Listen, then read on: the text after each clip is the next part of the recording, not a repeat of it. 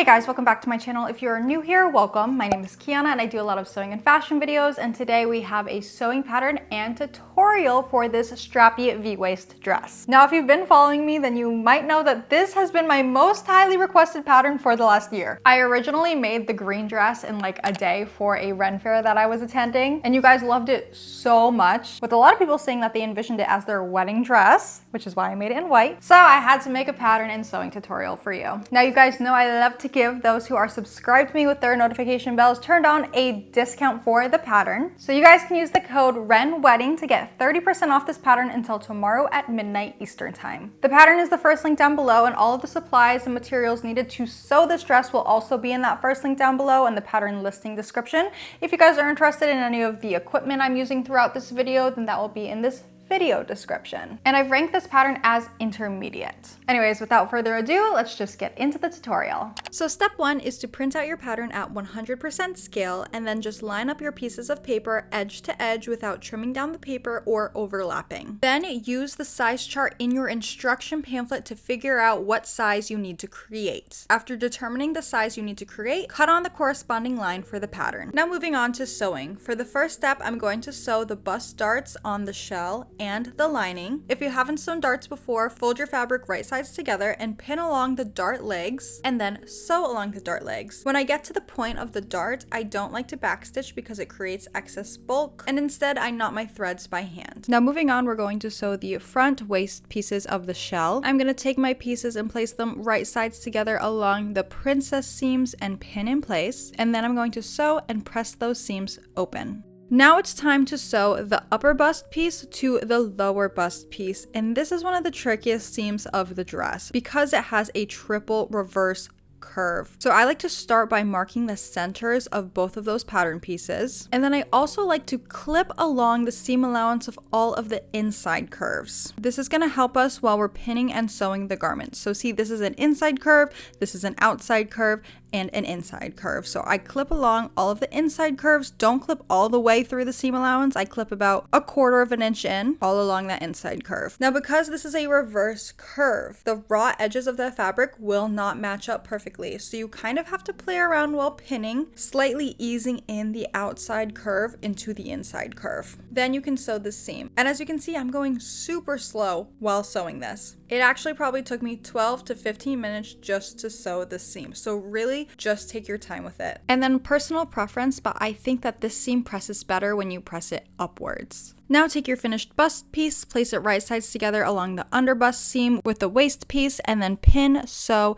and press that seam open. Now let's move on to the back of the bodice. So starting with the waist panels, place them right sides together along the princess seams, and then pin, sew, and press your seams open. Now take the upper back pieces, place them right sides together with the waist pieces that you just sewed along that under bust seam, and then pin, sew, and press those seams open. Now we're going to take our front bodice pieces and our back bodice pieces and place them right sides together along the side seams and pin, and then I'm going to sew and press those seams once again open.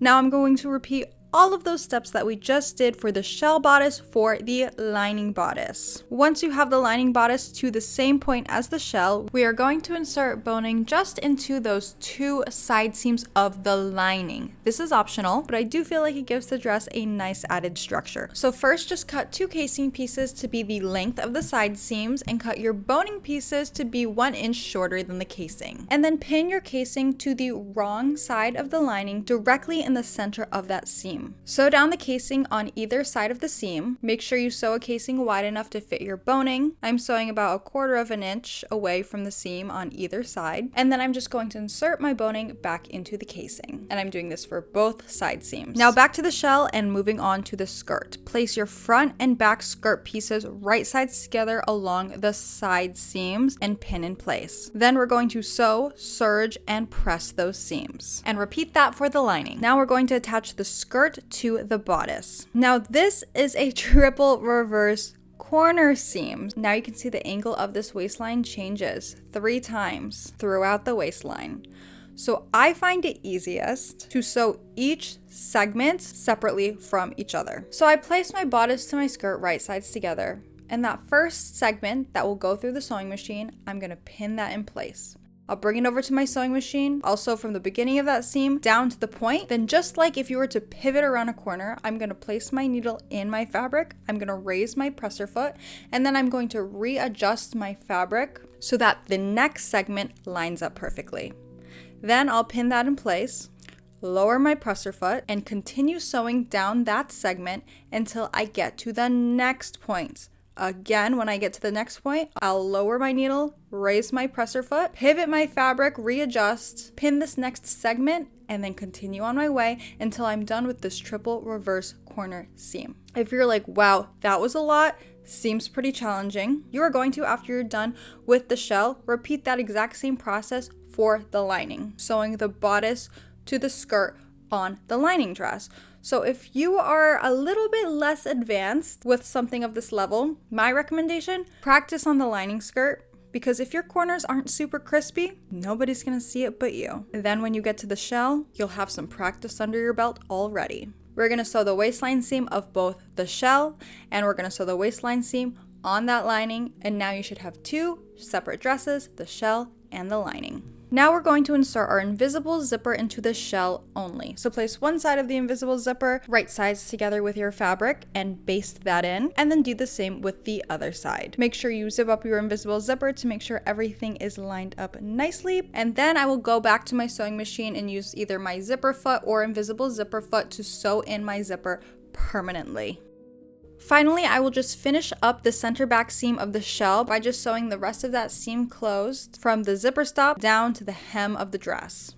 Now it's time to make the straps. So you should have two straps, fold them right sides together long ways and pin in place, and then sew with normal 1/2 inch seam allowance. Then trim down your seam allowance and use a loop turner or a safety pin to turn your straps right side out and give them a good press. Now we're gonna pin those straps to the shell. So starting with the front of the straps, pin the front of the straps to those 2 points, those 2 peaks above the bust. And you don't actually want to pin the straps straight up and down. You want them to be pinned at this kind of 45-degree angle. That's because when you flip it right side out, this will make sure that the straps are at a good angle to cross over the front of your body. You don't want them going straight up and down because they need to cross, if that makes sense.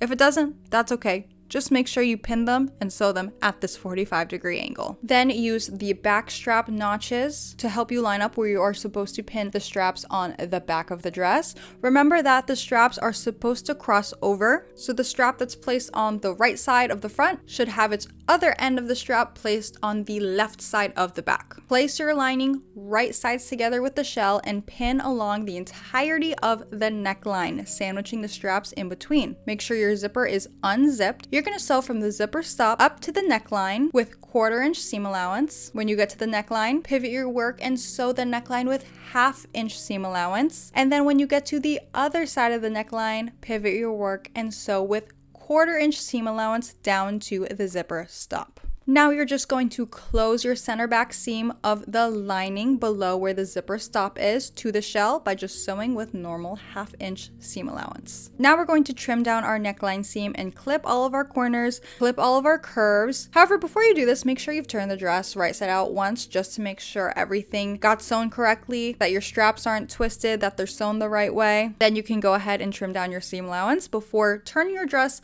right side out and giving the neckline a nice press. After you press your neckline, we are going to top stitch the neckline to make sure it stays in place. So I'm choosing to top stitch between 1/16 of an inch to 1/8 of an inch away from that neckline edge on the entire neckline, lengthening my stitch to 3.4. Be careful when you are top stitching as well that you are not stretching the neckline. It is very easy to overstretch a neckline when sewing, so just make sure that you're guiding your fabric through the machine and not pulling or stretching the neckline at all. And then finally, the last step is to hem the dress. Of course, try on your dress first to see where you would like to hem it and mark and cut 1 inch below what you would like to be the final hemline for the shell. Then trim down your lining to be 1 inch shorter than the lining. You're going to create a rolled hem for both your shell and your lining. So to create a rolled hem, press under the hem 3/4 of an inch and sew 1/8 of an inch away from that folded edge. Then trim down your seam allowance as close as you can get it to that stitch line without trimming into the stitch line. Bring it back to your iron, fold the hem up one more time